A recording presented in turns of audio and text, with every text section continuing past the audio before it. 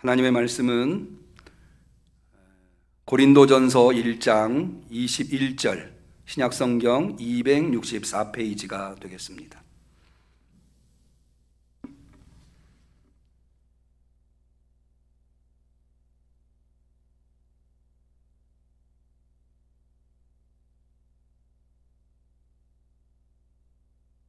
사순절 후 두 번째 주일에 하나님께서 우리에게 주신 소중한 하나님의 말씀, 고린도전서 1장 21절 말씀, 우리 다 같이 하나님의 말씀을 봉독하도록 하겠습니다. 하나님의 지혜에 있어서는 이 세상이 자기 지혜로 하나님을 알지 못하는 고로 하나님께서 전도에 미련한 것으로 믿는 자들을 구원하시기를 기뻐하셨도다. 이는 하나님의 말씀입니다. 아멘.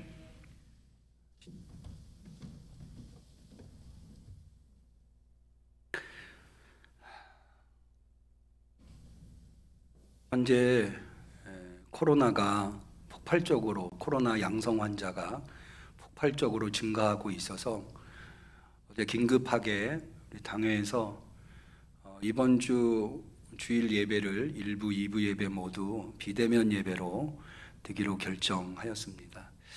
이 고비만 좀 넘기면 이제 코로나가 막바지에 오지 않았을까 하는 생각입니다.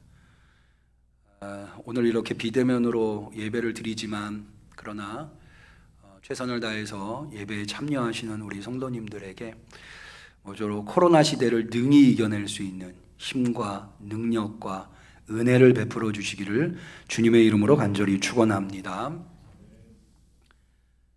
우리 교회 올해 표어가 충만하라입니다.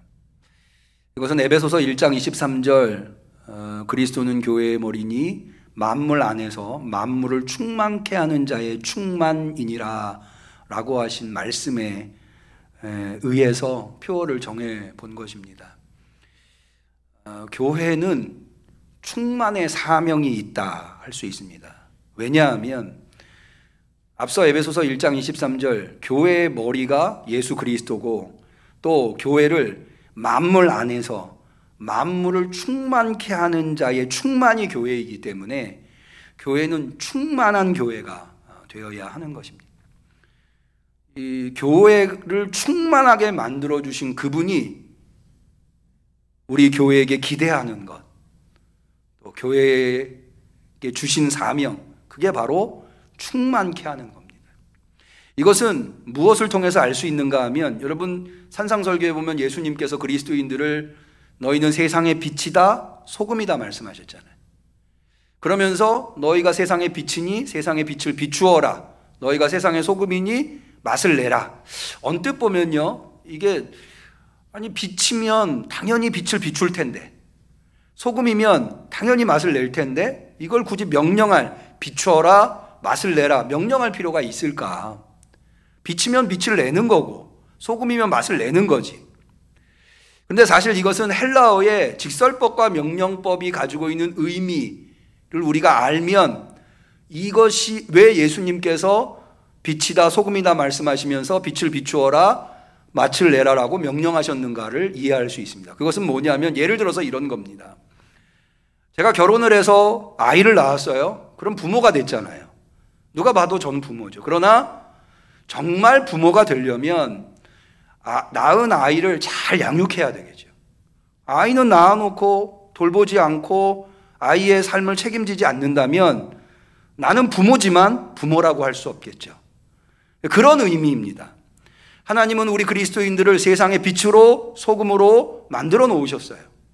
그렇다면 그 역할을 해야 되는 거예요. 그렇지 않으면 빛이라고, 참된 빛이라고, 참된 소금이라고 할 수 없는 거죠. 그래서 예수님께서 소금이 그 맛을 잃으면 밖에 버리워 사람들한테 밟힐 뿐이다 라고 해서 소금이 소금의 역할을 하지 않으면 어떻게 되는가에 대해서 말씀하고 있는 것이다. 교회를 충만하게 만드셨어요. 충만한 존재로 만드셨어요. 그리스도는 교회의 머리니 만물 안에서 만물을 충만케 하는 자의 충만이라고 말씀하셨어요. 그렇다면 교회는 마땅히 충만한 사명을 감당해야 하는 거예요. 우리 응암교회는 주님이 우리 응암교회에게 기대하시는 그 충만의 사명을 잘 감당할 수 있는 교회가 되기를 축원합니다. 그러면 어떻게 충만할 것이냐? 어떻게 우리 응암교회는 충만한 교회가 되어서 충만한 사명을 감당할 것이냐? 만물 안에서 만물을 충만케 하는 자의 충만이 될 것이냐? 여러분, 이것은 너무나 소중한 사명이에요. 왜냐하면 오늘날 더구나 코로나 때문에 수많은 사람들이 결핍에 시달리고 있어요. 더군다나 생명의 결핍. 결국에는 인간은 생명의 결핍으로 인해서 죽음에 이르게 되는 거죠. 이 생명의 결핍은 누구만 해결해 줄 수 있느냐? 예수 그리스도를 머리로 한 교회만이 이 생명의 결핍을 해결해 줄 수 있는 거예요. 그렇기 때문에 이 사명은, 충만하라고 하는 이 사명은 너무나 소중한 사명이 되었다고 하는 겁니다. 그럼 어떻게 우리가 충만의 사명을 감당할 것이냐? 그것은 곧 무엇으로 충만할 것이냐라고 하는 것과 아주 밀접한 관련이 있다고 생각을 합니다. 우리 응암교회가 무엇으로 충만할 것이냐라고 하는 것, 그것을 우리가 올바로 알 때 우리가 어떻게 충만할 것이냐가 에 대한 대답을 얻을 수 있는 거죠. 여러 가지로 얘기할 수 있겠습니다만은 저는 모름지기 교회라고 하면 이 세 가지가 충만해야 된다. 이렇게 보면 첫 번째는 뭐냐면, 여러분 다 동의하실 거예요. 교회는 무엇보다도 사랑으로 충만해야 합니다. 데살로니가전서 3장에 바울은 데살로니가 교회한테 이렇게 이야기합니다. 주께서 우리가 너희를 사랑함과 같이 너희도 피차간에 모든 사람에 대한 사랑이 더욱 많아 넘치게 하시기를 원한다. 바울은 데살로니가 교회를 사랑했어요. 그런데 그 사랑으로 그치는 것이 아니라 데살로니가 교회 성도들이 서로 피차간에, 더 나아가서 모든 사람을 다 사랑하는 그 사랑으로 넘치기를 기도하고 있는 거예요. 교회는 무엇보다도 사랑으로 충만해야 합니다. 우리 응암교회 사랑으로 충만한 교회 되기를 축원합니다. 두 번째는 기쁨이에요. 요한복음 15장 11절 예수님의 고별 설교에 예수님은 제자들한테 이렇게 말씀하십니다. 내가 이것을 너희에게 이름은 내 기쁨이 너희 안에 있어 너희 기쁨을 충만하게 하려 함이니라. 할렐루야. 기쁨을 충만하게 하시려고 예수님이 제자들에게 나타나셨다는 거예요. 내 기쁨이 너희 안에 있어 너희 기쁨이 충만하게 하려 합니다. 여러분, 교회의 머리는 예수 그리스도이시잖아요. 그렇게 고백하시죠? 그런데 그 예수님은 어떤 분이시냐? 우리에게 예수님의 기쁨이 충만하기를 원하시는 분이라는 거예요. 그러므로 우리 성도들은, 우리 응암교회는 기쁨으로 가득 차 있어요.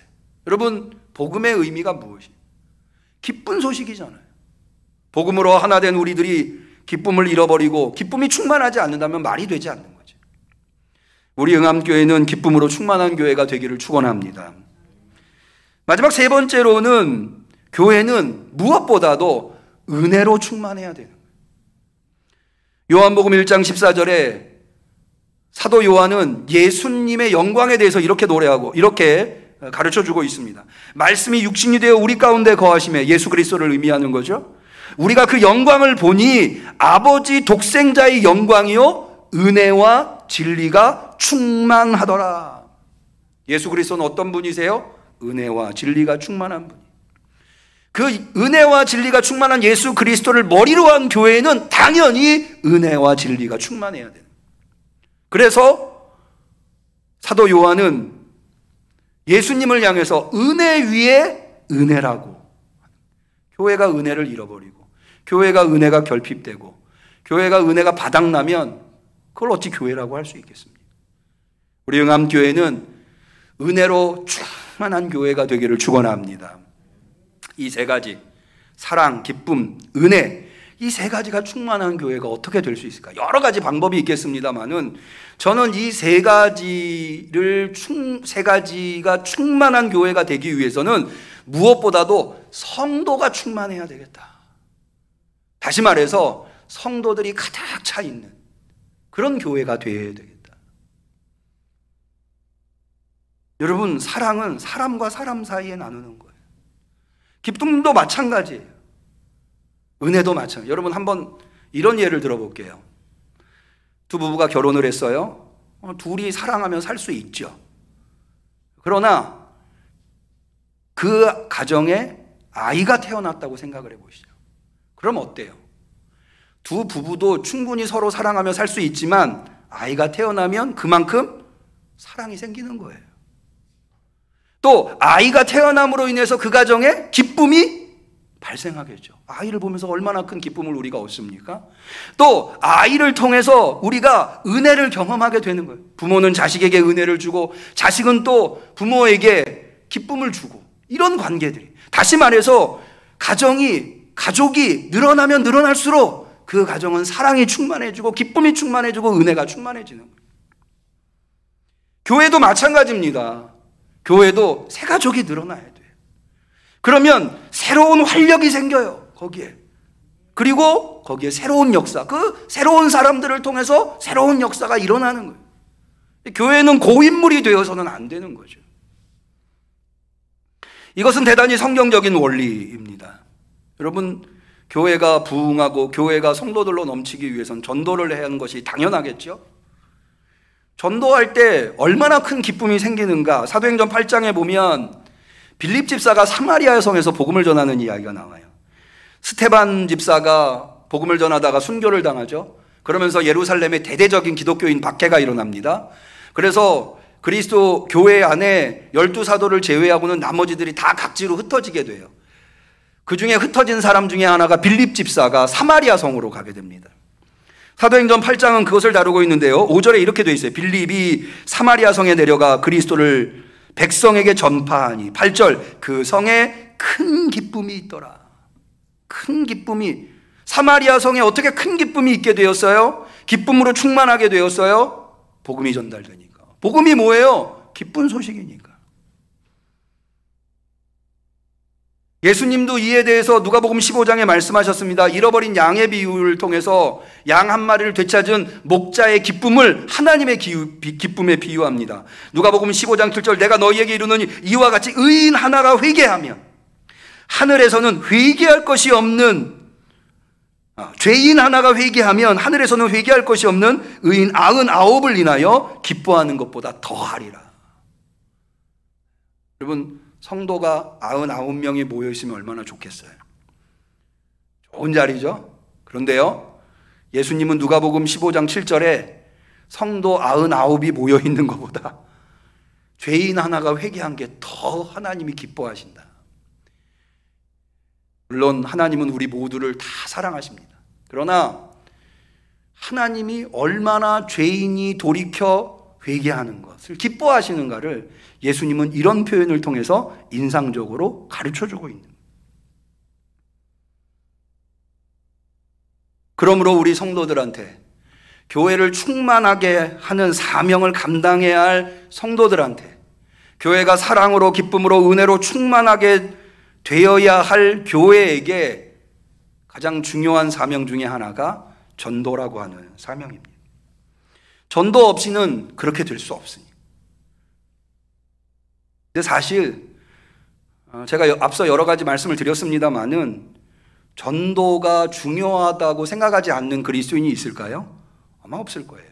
다 전도가 얼마나 중요한가 알고 계시죠. 그럼에도 불구하고 대부분의 성도들이 전도를 힘들어 하십니다. 어려워하세요. 왜 전도를 어려워하실까요? 제 생각은 이래요. 전도를 어려워하는 이유가 첫 번째가, 전도는 용감해야 할 수 있는 거다. 모르는 사람한테도 막 복음을 전할 수 있어야 되잖아. 그러니까 나는 그런 용기가 없는데, 이런 생각이 드실 수 있는 거죠. 두 번째는 전도하려면 말을 잘해야 된다. 성경도 많이 알고 그거를 논리적으로 잘 표현하고. 나는 그런 재주가 없으니 전도 참 어렵다, 내가 하기에는.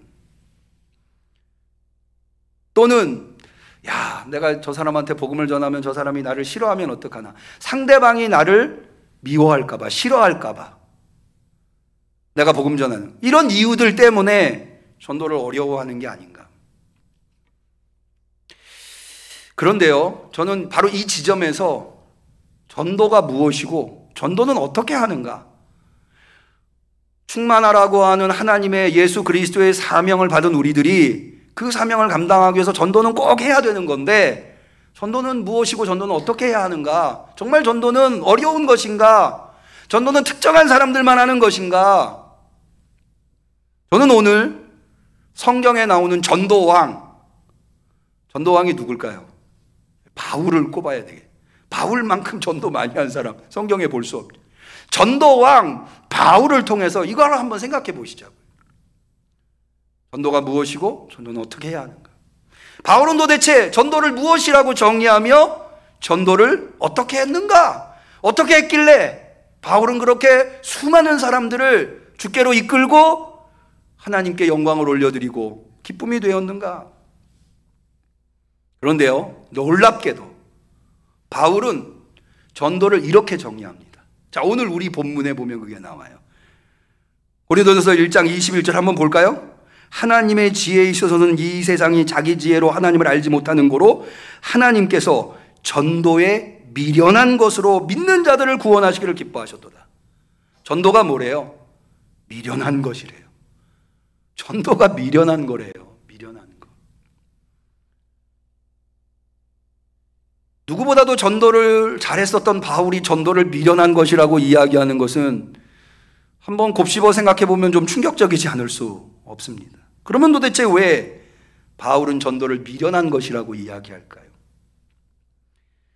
사실 전도는 여러 가지 측면에서 되짚어 생각해 보면 미련한 거더라고요. 첫 번째, 전도가 뭡니까? 복음을 전하는 거죠. 도를 전하는 게 전도죠. 기독교의 도는 무엇이에요? 복음이에요. 복음이 뭐예요? 사실은 이 복음이라고 하는 단어를 제일 먼저 쓴 게 바울이에요. 우리가 마태마가 누가 복음에 복음이서라고 복음이라고 하는 단어가 나오지만 사실은 복음서보다는 바울 서신이 먼저 기록됐거든요. 그러니까 복음이라고, 유앙겔리온이라고 하는 단어를 제일 먼저 사용한 게 바울이라고 볼 수 있어요. 그러니까 바울에게 복음은 뭐였냐? 그게 바로 십자가의 도라는 거예요. 오늘 우리가 읽진 않았습니다만 그 앞에 1장 18절에 나온 십자가의 도가 멸망하는 자들에게는 미련한 것이요 구원으로는 우리에게는 하나님의 능력이다. 그러니까는 바울이 전한 복음, 바울이 전한 도, 그거는 십자가의 도라는 거죠. 그 십자가의 도가 뭐예요? 우리가 모두 다 잘 알고 있죠.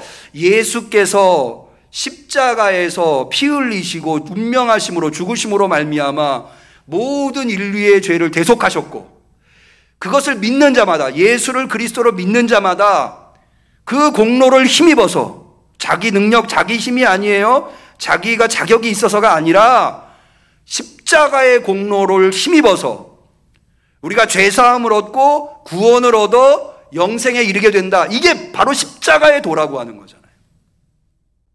그런데 여러분 보세요. 제가 간단하게 십자가의 도를 설명했습니다마는 이 십자가의 도가 여러분 들어보시기에 야, 참 지혜로운 말씀이다 이렇게 들리세요?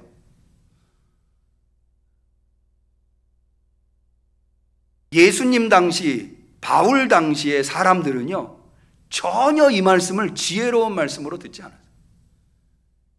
오히려 그 시대의 사람들은 이 복음의 메시지, 이것을 미련하다고 생각을 했어요. 여러분, 바울 시대에 바울이 살고 있었던 시대를 그레코 로망 사회라고 합니다. 1세기 그레코 로망 사회. 그레코라고 하는 그리스를 의미하고 로망이라고 로마를 의미합니다. 왜 이 그레코 로망이라고 하는가 하면 문화적으로는 그리스 문화고 정치적으로는 로마 정치. 근데 사실은 정치는 로마가 하지만 사람의 사상과 문화를 지배하고 있었던 것은 헬라 문화, 그리스 문화였어요. 근데 이 그리스 문화가 추구하는 게 뭐냐면 지혜예요, 지혜. 그래서 1세기에 교회를 끊임없이 괴롭혔었던 이단이 뭐예요? 영지주의라고 하는 이단이었어요. 영지주의라고 하는 말의 뜻이 뭐냐면 영적인 지혜를 추구한다는 거예요. 근데 이거는 당시의 상식과 같은 거였어요.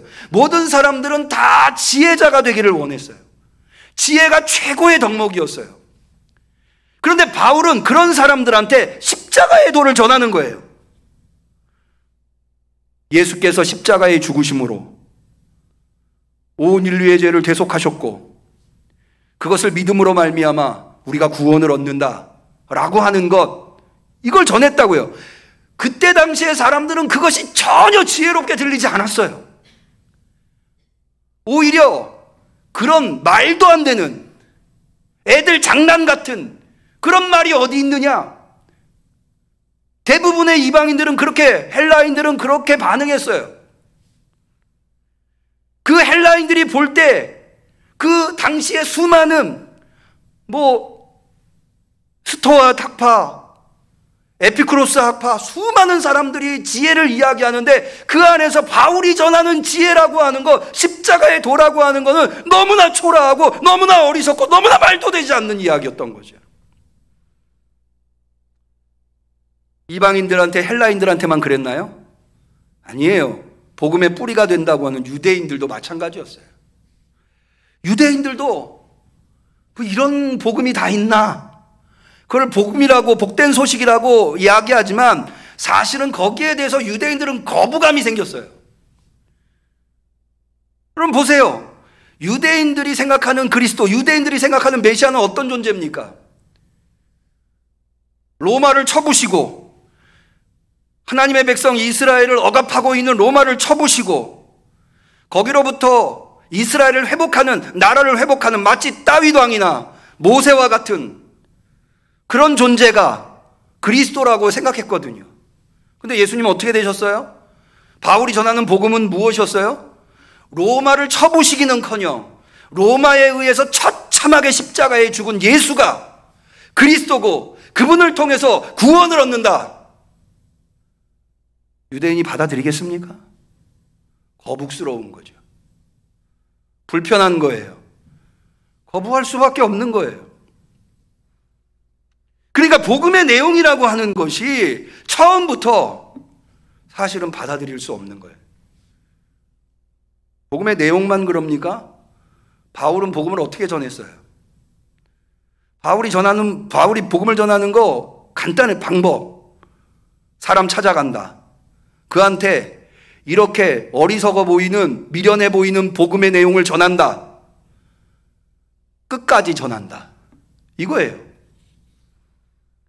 여러분, 그 복음을 사람들이 잘 받아들이지 않았기 때문에 바울이 당한 수많은 고통을 우리는 사도행전에서 봅니다. 아니, 바울 서신에서 면면히 발견해 볼 수 있어요. 앞서 말씀드린 대로 유대인들은 바울이 전하는 이 복음이 거북스러웠어요. 불편했어요. 그래서 바울을 수도 없이 협박하고 바울을 죽이려고 했습니다. 심지어 바울을 죽이지 않고는 먹지도 않고 마시지도 않겠다. 바울을 처형하는 결사대 40명이 모일 정도였어요. 이방인들은 어떻습니까? 수도 없이 이방인들이 바울을 괴롭혔어요. 에베소에 있는 아데미 신상을 만드는 이 우상 만드는 조각가들이 바울을 시비를 걸어가지고 바울을 재판에 넘기고 감옥에 갇히고 매질을 당하고 수도 없는 고통을 당했어요. 그런데 바울은 어떻게 합니까? 포기하지 않아요. 그런 고통을 당해도 사람 만나고 복음 전하는 거예요. 여러분 보시기에 지혜로워 보이세요? 방법이? 우린 이런 사람들을 뭐라고 하죠? 미련한 사람이라고 해요. 지혜로운 사람이라고 말하지 않아요. 야, 너가 그 정도 당했으면 이제 뭔가 방법을 좀 달리 해봐야 되는 거 아니냐? 누구라도 그렇게 말할 거예요. 제가 만약 옆에 있었다면 저는 그렇게 말했을 거예요. 그런데 바울은 죽을 때까지 그 방법을 고수해요. 사람 만나고 듣지도 않는 복음을 전하고 수도 없이 옥에 갇히고 매맞고 굶주리고 죽을 고피를 넘기고. 여러분, 바울이 전한 복음만 그렇게 미련해 보였던 게 아니에요. 바울이 전하는 전도 방법만 미련해 보였던 게, 실제로 그 복음을 받아들인 사람도 지혜로운 사람들은 아니었어요. 예수님께서 제자들을 둘씩 짝지어 파송했을 때, 복음을 전하라고 파송했을 때 제자들이 그렇게 복음을 전하고 돌아온 후에 예수님께서 하나님 앞에 기도한 내용이 마태복음 11장에 나와요. 거기 이렇게 되어 있어요. 그때 예수께서 대답하여 가라사대 천지의 주제이신 아버지여 이것을 지혜롭고 슬기 있는 자들에게는 숨기시고 어린아이들에게 나타나심을 감사하나이다. 옳소이다. 이렇게 된 것. 어떻게 된 것? 지혜로운 자들에게는 받아들이지 않고 어리석은 자들이 받아들이게 된 것, 복음을, 그것이 아버지의 뜻입니다. 복음의 내용이 미련해 보였어요. 복음을 전하는 방식이 미련해 보였어요. 실제로 복음을 받아들이는 사람도 미련한 사람들이었어요. 그러니 바울이 복음에 미련한 것이라고 말하는데 충분한 이유가 있는 거죠. 그러나 정말 복음은 미련한 것인가요?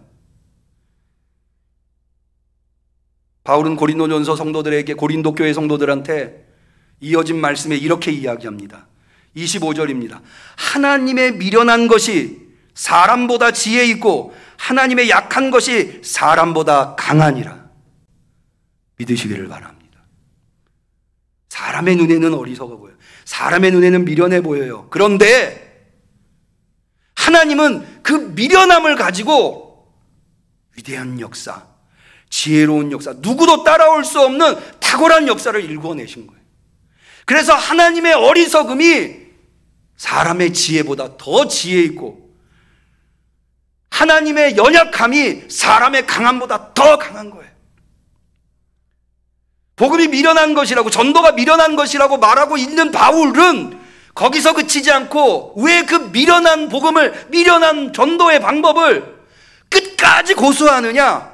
그거야말로 가장 지혜롭고 그거야말로 누구도 따라할 수 없는 능력이기 때문이었다고 우리는 본문을 통해서 알 수 있는. 이거는 성경에만 나오는 내용이 아니에요. 실제 역사를 볼까요? 로마가 유럽을 제패하는 막강한 국가였어요. 그런데 지금 로마는 더 이상 이 세상에 없어요. 로마는 멸망했지만 기독교는 로마를 이겼어요.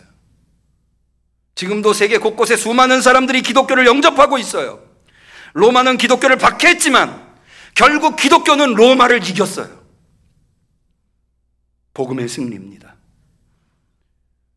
전도의 어리석음에, 전도의 미련한 것의 승리였던 거예요. 여러분, 복음은 파죽지세로 세계를 향해 뻗어나갔어요. 그래서 오늘 그 복음이 시작된 저 지구 반대편에 있는 복음이 대한민국이라고 하는 이 동쪽 끝에 있는 나라에까지, 우리에게까지 2000년을 거슬러 2000년을 단 한순간도 멈춤이 없이, 복음이 중간에 만약 누군가에게서 끊겼다면 우리에게까지 왔겠어요? 근데 그 복음은 끈질긴 생명력으로 우리에게까지 온 거예요. 여러분, 인류가 대단한 문명을 발전시켰지만 그 문명의 기저에는 모두 다 기독교 문명이 자리하고 있어요. 성경이 자리하고 있어요. 여러분, 인류 역사와 인류의 문명은 성경을 빼고는, 기독교를 빼고는 말할 수 없어요. 복음은 미련해 보였고 전도의 방법은 미련해 보였지만 하나님은 결국엔 그 미련한 전도의 방법으로 세상을 뒤집어 놓으셨어요. 복음의 승리를 이끌어 놓으신 거예요.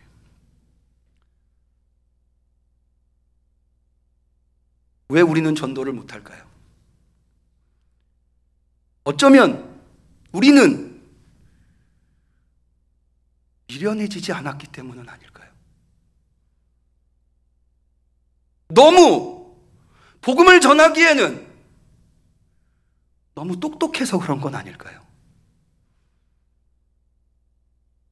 전도는 미련한 것인데 미련해지려고 하지 않고 똑똑하게 복음을 전하려고 하니까 전도를 못하는 게 아닐까요? 하나님은 전도의 미련한 방법으로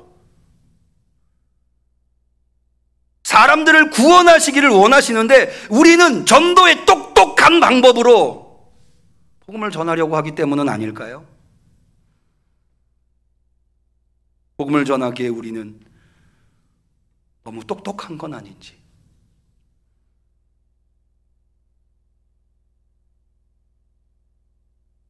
저는 오늘